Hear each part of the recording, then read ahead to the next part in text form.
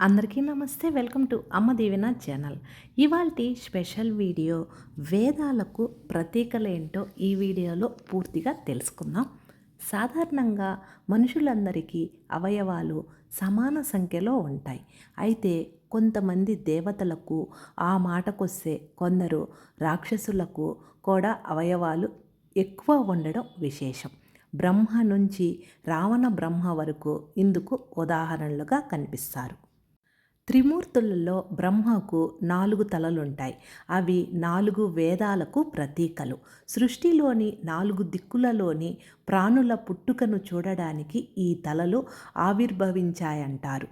బ్రహ్మ అభిజిత్ లగ్నమని, ఆ నక్షత్రానికి ఉన్న 4 ముఖాలే బ్రహ్మ ముఖాలని మరో కథనం. అసలు బ్రహ్మకు 5 తలలుంటే ఆయన అహంకారాన్ని తొలగించడానికి శివుడు ఒక శిరస్సును ఖండించాడని కూడా చెబుతారు. అయితే ఆ 5వ తలను శివుడు నరికేయడానికి బ్రహ్మ ప్రదర్శించిన అనుచిత స్త్రీ వ్యామోహం కారణమని మరో పౌరాణిక కథనము ఉంది.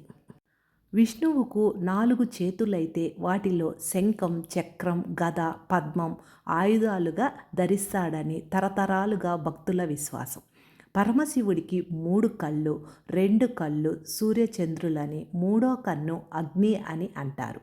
పార్వతీదేవి తన చేతులతో శివుడు 2 కళ్ళను మూసివేస్తే ప్రపంచమంతా అంధకారం అలుముకోవడం వల్ల పరమేశ్వరుడికి అగ్నితో కూడిన కన్ను ఏర్పడిందని పురాణాలు చెబుతున్నాయి. అవయవాల సంఖ్య కారణంగానే దేవుళ్లకు కొన్ని పేర్లు కూడా స్థిరపడ్డాయి. 4 ముఖాల బ్రహ్మను చతుర్ముఖుడు, చతురాననుడు, చతుర్వదనుడు, నలువ అని, 4 చేతుల విష్ణువుని చతుర్భుజుడని, 3 కళ్ళ శివుణ్ణి ముక్కంటి త్రినేత్రుడు, పాలాక్షుడు అని అంటారు. అలాగే 6 కృత్తికల దగ్గర పాలు తాగి సుబ్రహ్మణ్య స్వామి షణ్ముఖుడయ్యాడు, అర్ముగమని అనిపించుకున్నాడు. సర్వాధిపతి ఇంద్రుడు కామాంధుడై చేసిన తప్పిదం వల్ల గౌతమి మహర్షి శాపంతో ఆపాద మస్తకం మర్మస్థానీయుడయ్యాడు. పశ్చాత్తాపంతో క్షమించమని వేడుకున్న గౌతమ మహర్షి కరుణతో ఇంద్రుడు సహస్రాక్షుడిగా మిగులుతాడు.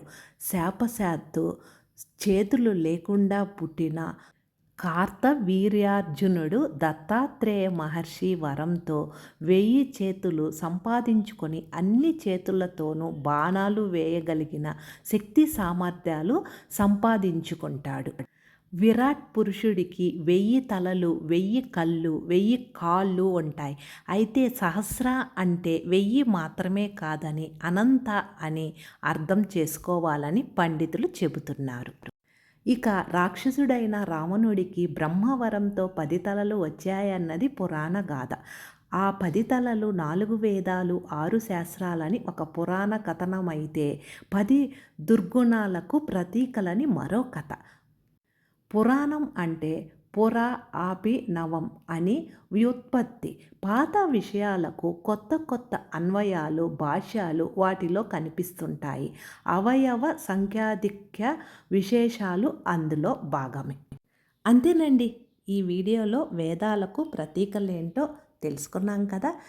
ఉపయోగపడుతుంది అంటే లైక్ చేసి షేర్ చేయండి. మన అమ్మ దీవెన ఛానల్ ఫస్ట్ టైం చూస్తే మర్చిపోకుండా సబ్స్క్రైబ్ చేసుకోండి. నేను వేరొక వీడియోతో మీ ముందుంటాను. Thank you.